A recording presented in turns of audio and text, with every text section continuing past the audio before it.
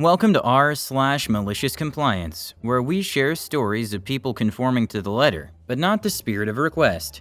And today we have 3 great stories, so subscribe, hit the like button, and let's begin. The first story. Father buys a car but demands she pay for everything, prompting her to give it back. After struggling without the car, father relents. The second story. Retail manager schedules an employee for a closing shift followed by an early morning shift, despite company policy and labor laws prohibiting it. The third story. English high school teacher faces toxic work environment and public shaming. Files complaint with multiple authorities, leading to fallout for the principal and the school. The first story is, I don't want the car. Some background. I'm one of the youngest from a very large family. My mom passed away when I was 10. My dad, bless his heart, was from the generation where the man worked and the woman took care of everything at home. When my mom passed away, the responsibility of everything at home fell to the kids. By the time I was 11, I was regularly cooking dinner for 8 to 10 people. I had a long list of chores. Truly, it was fine. I'm sure I pitied myself some because my friends didn't have these responsibilities. But I really had a great childhood, minus the dead mom thing. When I was 16, my dad got me a car. I paid for gas with babysitting money. My dad paid for insurance and maintenance. I had to get my little sister and myself to and from school. I had to do the grocery shopping. I had to get the 2 of us to practices and meets. I had to run chores. I was responsible for driving her wherever she needed to go. My day consisted of getting to school, getting home, grocery store, making dinner if it was my turn, homework, practice, bed. Meets were on weekends. I never went out. I was never in trouble. I was an honors student. I'm not trying to toot my own horn, but I was a good kid. All was well, relatively. And then my dad got a new girlfriend. Her kids were in high school with me. She told him that if I got to have a car, I should be fully responsible for it. After all, her kids were. So my dad sat me down and said, I've decided that if you want a car, you have to pay for it. I expect you to take over payments, maintenance, and insurance.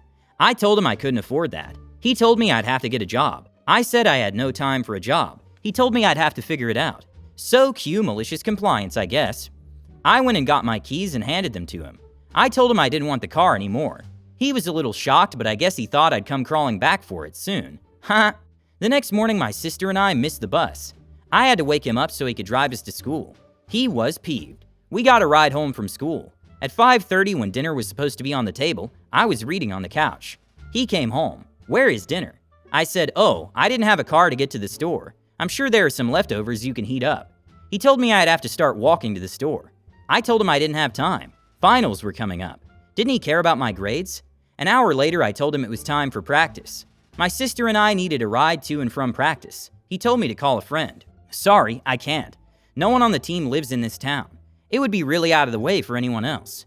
He drove us. Then he picked us up, silently fuming the whole way. The next morning, oops, we missed the bus again. I had to wake him up again. Plus, he had no orange juice in the morning, on account of no one going to the store. Once again, no dinner on the table. He had to drive me to the store where he got home. Once again, we needed a ride to practice. I informed him that the meet that weekend was an hour away and we had to be there at 9. That was enough for him. It was probably the most parenting he'd done in 30 years of being a father. He called me to the top of the stairs. He tossed my car keys up to me. I've decided you can have your car back. I'll pay for half of the payment and half of the insurance. You can only use it for school, practice, meets, chores, and driving your sister.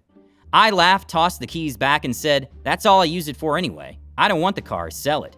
5 minutes later, he's screaming my name from the bottom of the stairs.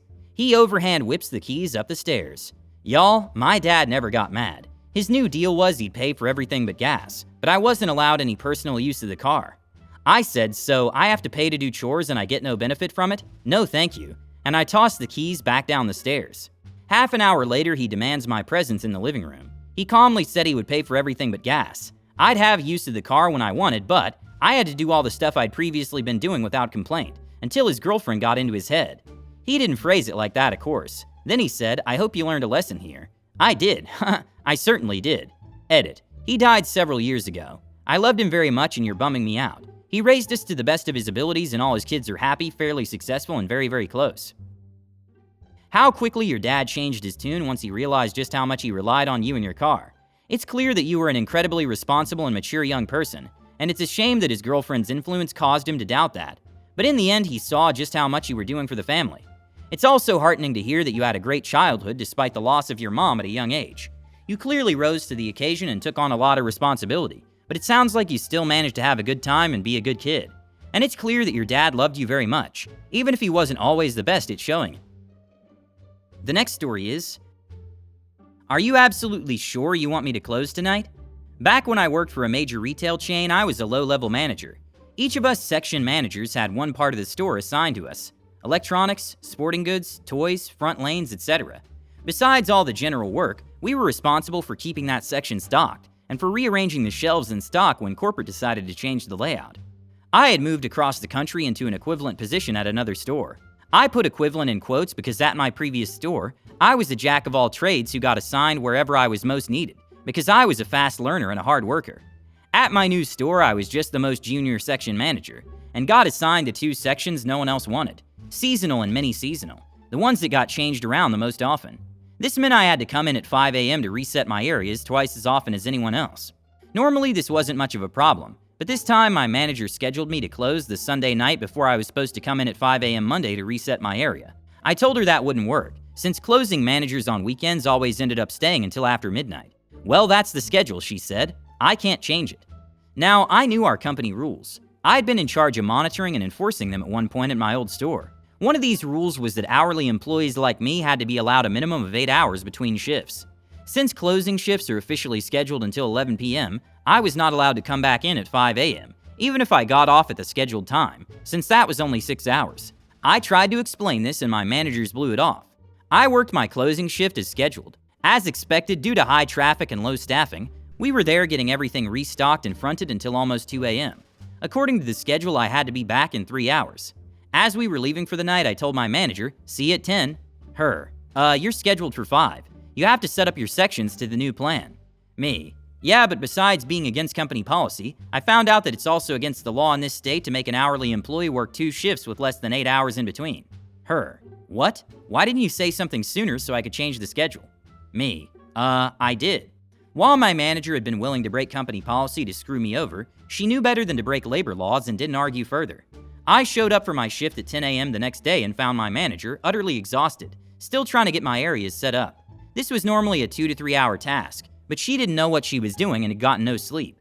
When I got in, she told me she was going home. She looked haggard with dark circles under her eyes, and that unfocused stare people get when they're too exhausted to even move their eyes. I took over and had the work finished in under half an hour. The next day, my manager didn't show up for her shift. It turned out that on her drive home, she had gotten in a minor car accident, then been arrested for DWI. For those who live places that don't have the distinction, DWI is broader than DUI. DWI means driving while impaired, and can include things besides intoxication, such as driving with a cast, or without your glasses, or when too tired. Generally, judges are lenient about non-intoxication DWIs, but when an accident is involved, not so much.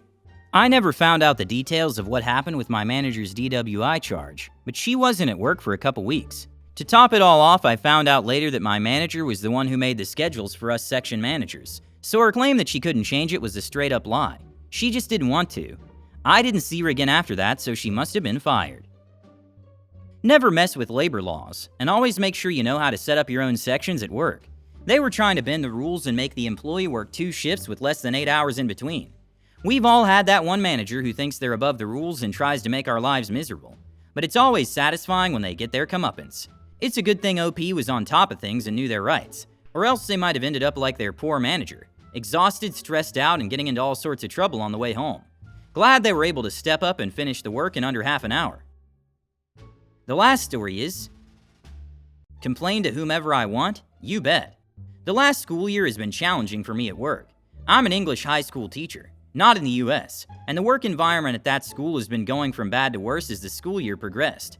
Our principal has created a very hostile and toxic work and learning environment that has made many young teachers leave, even at the start and middle of the year, very uncommon in my country.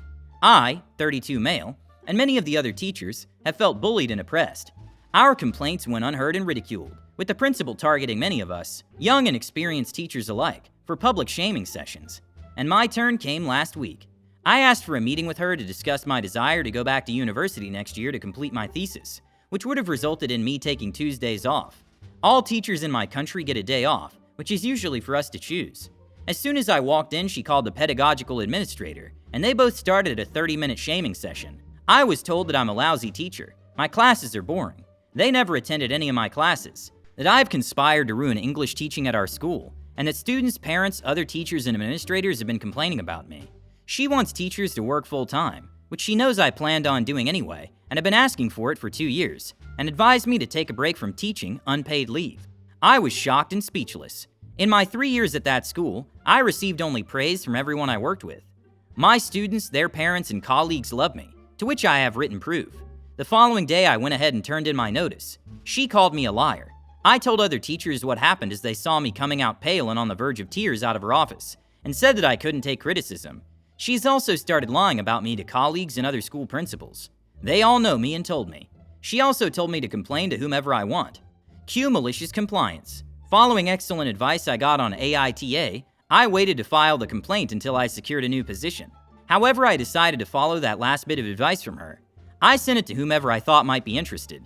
The Regional English Teaching Inspectorate, the Regional General Inspectorate, the Teachers Union, any other official and inspector I knew in my country's Ministry of Education, and the best part, every teaching college and program in a 200-kilometer radius, which included the most prominent and largest education programs in my country and area.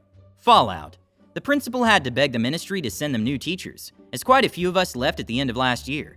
Most of the poor English teachers she did get contacted me via mutual friends and colleagues, asking me for help getting new positions as the work environment has only gotten worse, a request to which I gladly obliged.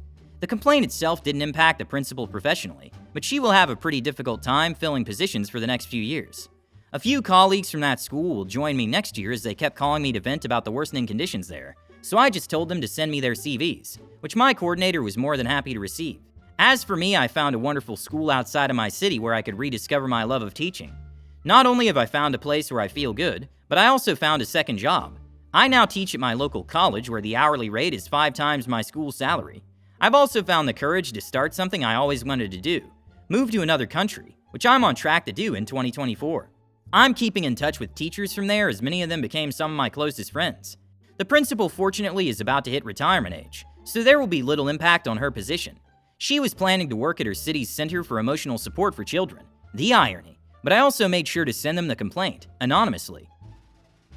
Principal got a lesson in be careful what you wish for. She told the teacher to complain to whomever he wanted, and boy did he deliver. The fallout was so bad that the principal had to beg the ministry for new teachers. That's what happens when you create a toxic work environment and treat your teachers like garbage. Subscribe, hit the like button, and have a good day.